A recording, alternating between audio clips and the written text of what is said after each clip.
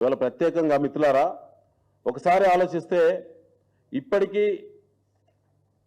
ఇప్పటికీ ఎక్స్టెన్షన్ 5 సార్లు ఇచ్చిండ్రు, పనిష్మెంట్ ఇవ్వలే వాళ్ళకి. కోర్టు నోటీసులు ముట్టిన తర్వాత కూడా వేల కోట్ల రూపాయల వసూళ్లు జరిగినాయి. ఆ వసూళ్లన్నీ కూడా ప్రభుత్వ పెద్దల కనుసైగల మేరకే నడుస్తూ ఉన్నాయి. ఇవాళ కొత్త డ్రామాకు తెరలేపిల్లు మళ్ళీ. అందులో ప్రత్యేకంగా ఎట్లుందంటే వాళ్ళది పంచుకునే కాడ కూడా పంచాయతీ.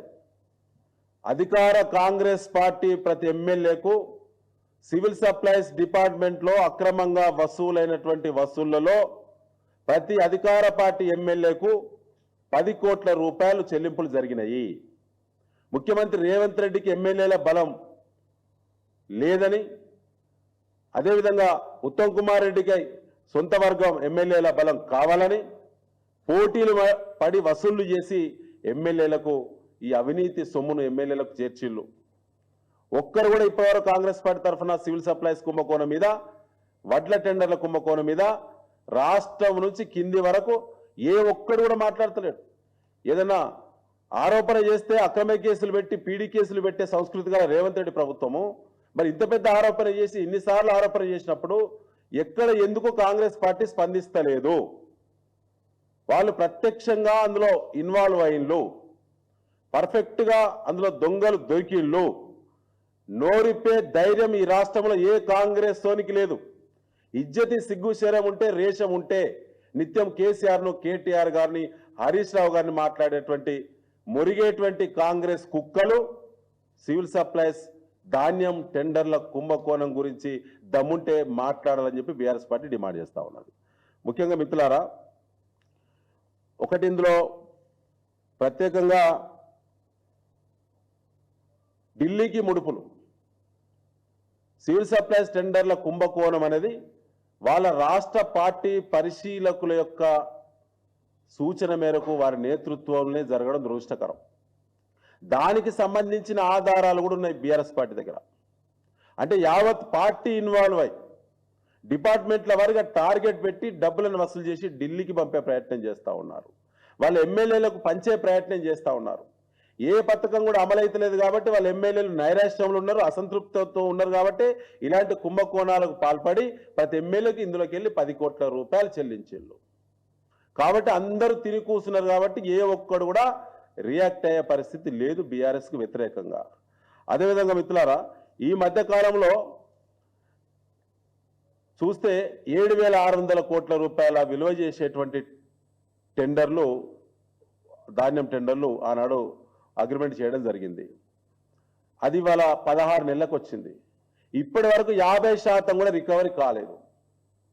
50% రికవరీ కాలేదు.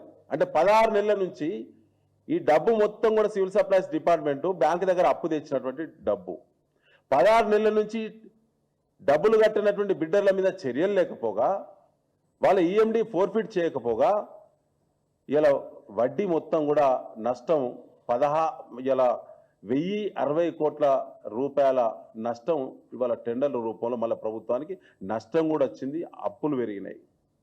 ఆయన టెండర్లు వేసినప్పుడు ఉత్తమ్ కుమార్ రెడ్డి గారు అనేక దొంగ మాటలు మాట్లాడి అబద్ధ ప్రచారాలు చేసిండు. మొత్తం మేము లాభాల్లో తీసుకొస్తున్నాం సంస్థనని చెప్పినటువంటి ఉత్తమ్ కుమార్ రెడ్డి గారు ఇలా ముఖం ఎక్కడ పెట్టుకుంటాడు? మేము ఉత్తమ్ కుమార్ రెడ్డి గారికి డైరెక్ట్గా ఉత్తరం కూడా రాష్ట్రమండి, ఈ రకంగా మీ డిపార్ట్మెంట్లో కుంభకోణం జరుగుతున్నది, మీ డిపార్ట్మెంట్లో జరిగేటువంటి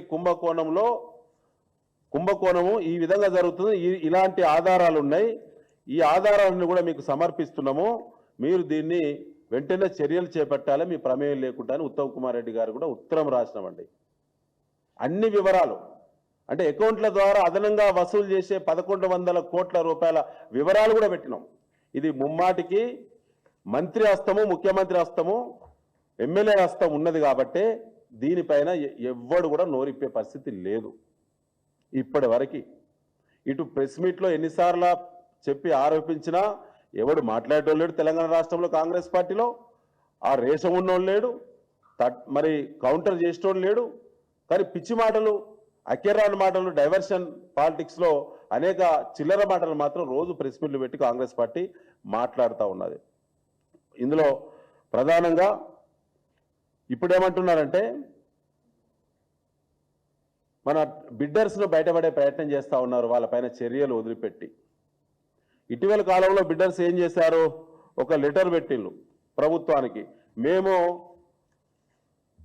మేము అందుబాటులో ఉన్న ధాన్యాన్ని మేము లిఫ్ట్ చేసినాము, దానికి వచ్చినటువంటి డబ్బులను మేము ప్రభుత్వానికి కట్టినాము, మిగతాది అక్కడ ధాన్యం అందుబాటులో లేదని చెప్పి ప్రభుత్వమే తేల్చింది, కాబట్టి మా ఈఎండి మాకు ఇవ్వాలి, రిటర్న్ ఇవ్వాలని చెప్పి ఇటీవల మే 15 నాడు మరి సివిల్ సప్లైస్ డిపార్ట్మెంట్కి బిడ్డర్స్ దరఖాస్తు పెట్టుకున్నారు, మా ఈఎండి మాకు ఇవ్వమని.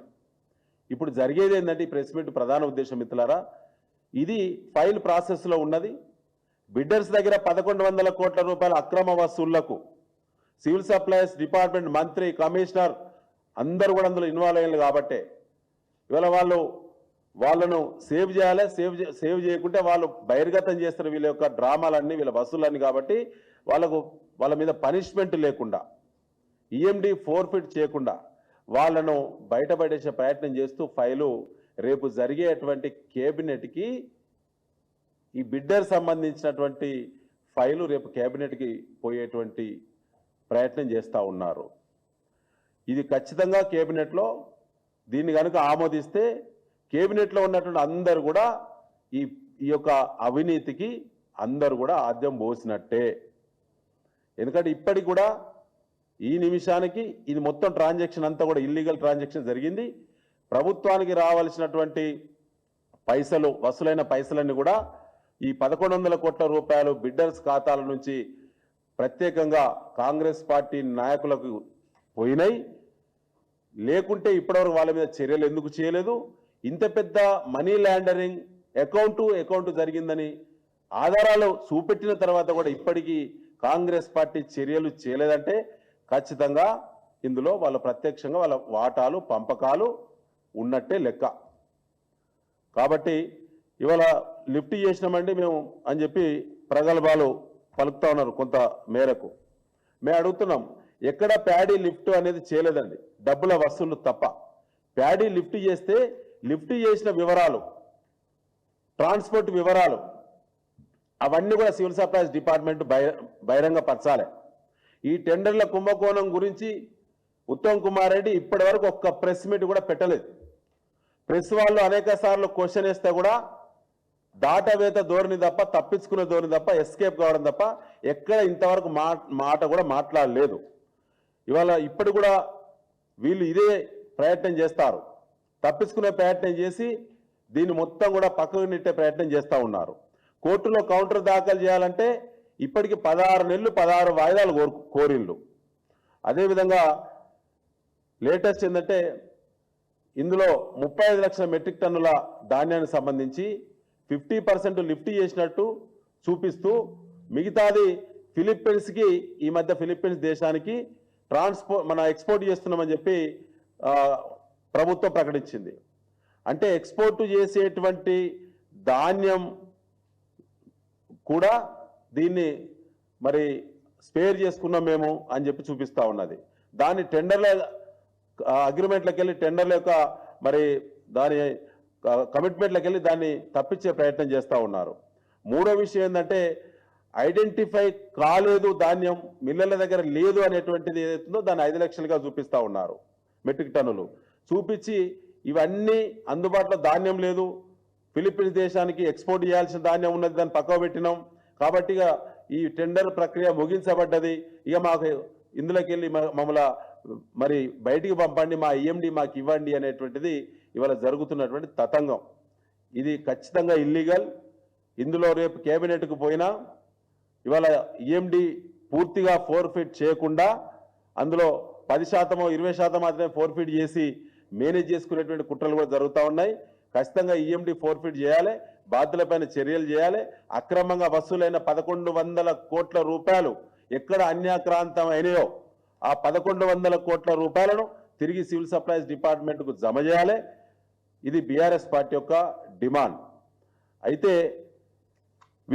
ఇప్పటికీ వీళ్ళు వినే పరిస్థితి లేదు కాబట్టి రాబోయేటువంటి వారం రోజుల్లో మా కేటీఆర్ గారు వర్కింగ్ ప్రెసిడెంట్ గారు వచ్చిన తర్వాత సివిల్ సప్లైస్ భవన్ ముందట పెద్ద ఎత్తున బీఆర్ఎస్ పార్టీ ఈ కుంభకోణాన్ని నిరసిస్తూ ఈ అక్రమ వసూళ్లను ఆపాలని, వసూలైనటువంటి 1100 కోట్ల రూపాయలు రేపు రైతులు బలోపేతంగా ఉండాలి, రైతుల కొనుగోలు సులభంగా జరగాలంటే సంస్థ బలంగా ఉండాలి. కాబట్టి 1100 కోట్ల రూపాయలు మరి సివిల్ సప్లైస్ డిపార్ట్మెంట్ ఖాతాలో ఆ జమ చేయాలనేటువంటి డిమాండ్ మీద ఖచ్చితంగా మేము బీఆర్ఎస్ పార్టీ పెద్ద ఎత్తున ధర్నా చేపట్టబోతుంది.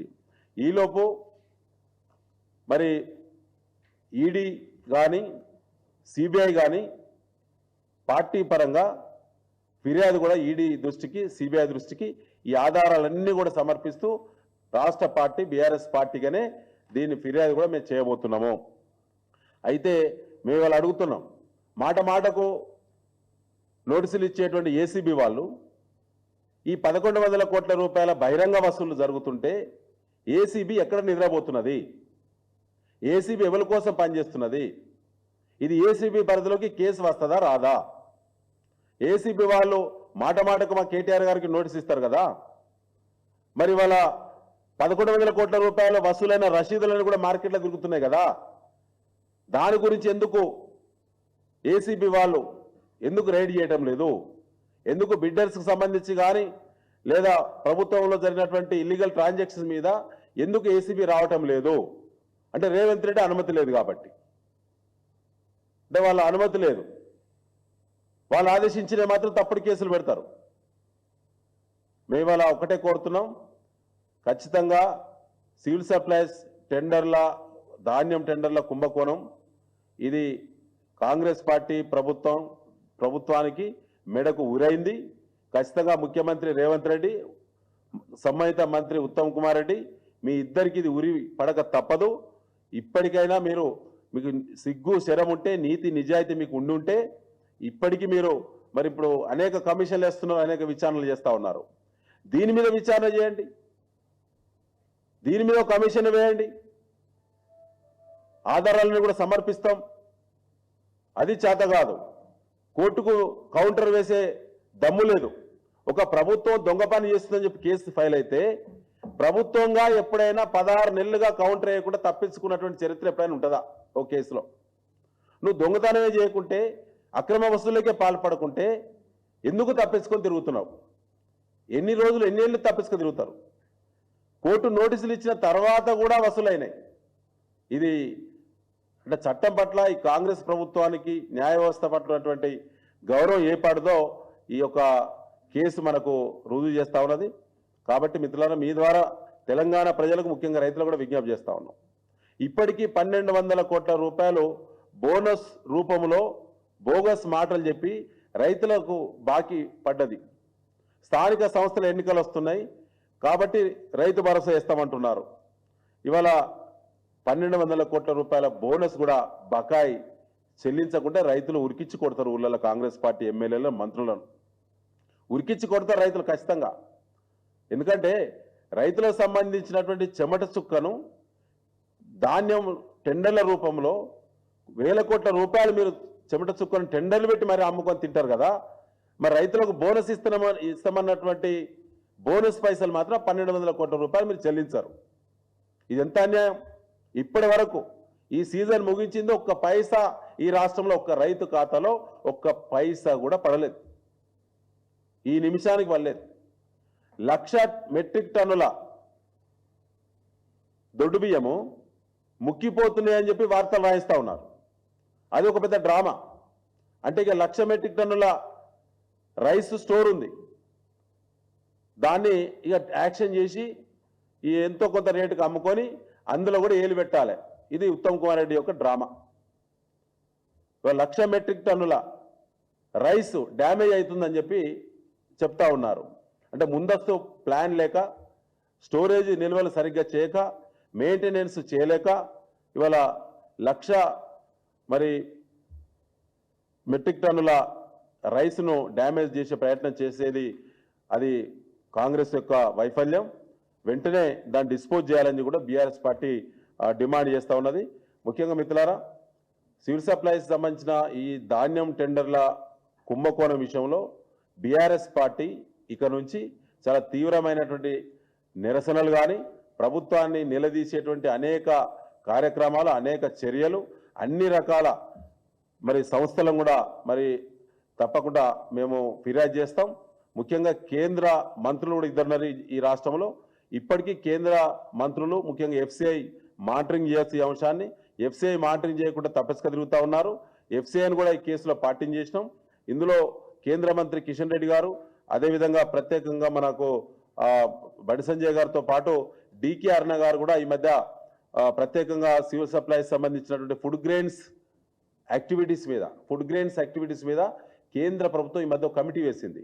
దానికి డికే అరుణ గారు గౌరవ పార్లమెంట్ సభ్యురాలు కూడా ఈ తెలంగాణ రాష్ట్రానికి సంబంధించిన ఫుడ్ గ్రెయిన్స్ సంబంధించినటువంటి ప్రభుత్వం నిర్వహించే యాక్టివిటీస్ను మానిటరింగ్ చేసేటువంటి బాధ్యత కేంద్ర ప్రభుత్వం డికే అరుణ గారు కూడా ఇచ్చింది ఈ మధ్యలో. కాబట్టి వారు కూడా దీనిపైన దృష్టి పెట్టి సమీక్షించాలి. లేకపోతే భారతీయ జనతా పార్టీ కూడా ఈ మరకంటక తప్పదు. బీజేపీ హస్తం కూడా ఇలా లేకపోతే వాళ్ళు ఎందుకు దీని మీద ఆందోళన చేస్తలేరో, ఎందుకు దీని మీద మరి కోర్టును కానీ లేకపోతే ఇతర కంప్లైంట్స్ ఎందుకు చేయటం లేదో బీజేపీ పార్టీ కూడా ఆత్మవిమర్శ చేసుకోవాలని చెప్పి బీఆర్ఎస్ పార్టీ కోరుతా ఉన్నది. Thank you.